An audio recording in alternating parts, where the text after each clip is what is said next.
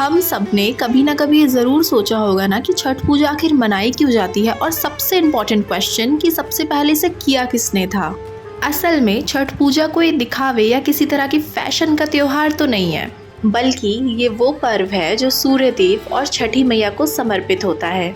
क्योंकि सोचने वाली बात है कि सूरज में ही वो ताकत है जिससे पूरी दुनिया चलती है। क्योंकि अगर सूरज ना उगे तो ना फसल उगेगी, ना पानी बहेगा और ना ही इंसान बचेगा। और असल में छठ पूजा इसी बात का धन्यवाद है कि हम उस रोशनी को प्रणाम करें जो हर सुबह हमारे घर तक आती है और हमारे जीवन को सही सलामत चलाती है। लोग नदी या तालाब में खड़े होकर उगते और डूबते सूरज को अर्घ देते हैं, पर इसका ये बिल्कुल मतलब नहीं है कि बस जल चढ़ा दिया, बल्कि ये एक तरीका है प्रकृति को धन्यवाद कहने का।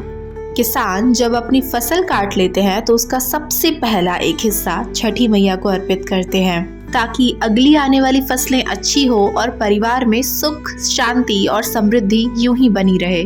यानी कि ये कहना गलत नहीं होगा कि छठ पूजा एक तरह से प्रकृति और मेहनत दोनों की इज्जत है।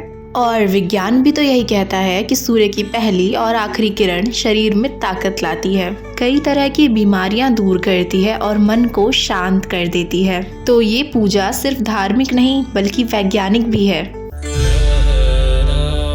छठ पूजा मुख्य रूप से सूर्य देव यानी कि भगवान भास्कर और उनकी बहन षष्ठी देवी यानी कि छठी मैया की आराधना का पर्व है, जहां माँ अपनी संतान की लंबी आयु, उज्जवल भविष्य और स्वास्थ्य के लिए यह कठिन व्रत रखती है। यह व्रत संतान प्राप्ति और अन्य मनोकामनाओं की पूर्ति के लिए भी रखा जाता है, जहां एक तरफ सूर्य को प्रत्यक्ष देवता माना जाता है जो ऊर्जा और जीवन प्रदान करते हैं, जहां छठ पूजा में डूबते और उगते दोनों सूर्य को अर्घ दिया जाता है जो जीवन चक्र के प्रति अपना आभार व्यक्त करते हैं। कुछ कथाओं के अनुसार त्रेता युग में लंका विजय के बाद अयोध्या लौटने पर भगवान राम और माता सीता ने कार्तिक शुक्ल षष्ठी को उपवास रखकर सूर्यदेव की आराधना की थी। इसलिए कई लोगों का मानना है कि छठ व्रत की शुरुआत यहीं से हुई थी।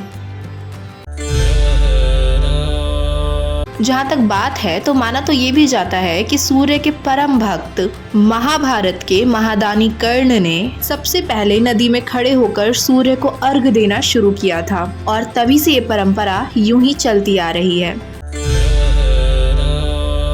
कुछ कथाओं के अनुसार द्वापर युग में जब पांडव जुए में अपना राजपाट हार चुके थे, तब द्रौपदी ने सूर्य देव की उपासना की थी, और जिसके फल स्वरूप पांडवों को उनका राजपाट वापस मिल गया था। एक अन्य कथा के अनुसार राजा प्रियव्रत और रानी मालिनी की कोई संतान नहीं थी, और महर्षि कश्यप के कहने पर उन्होंने यज्ञ किया था। बाद में ब्रह्मा जी की मानस पुत्री देवसेना, जिन्हें छठी मैया कहा जाता है, प्रकट हुई। राजा और रानी ने उनकी पूजा की, जिसके पश्चात उन्हें पुत्र रत्न की प्राप्ति हुई।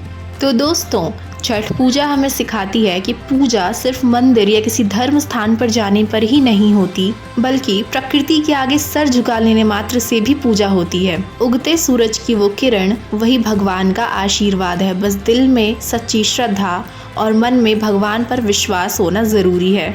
और ऐसी ही और स्टोरीज के लिए चैनल को सब्सक्राइब करना ना भूलें।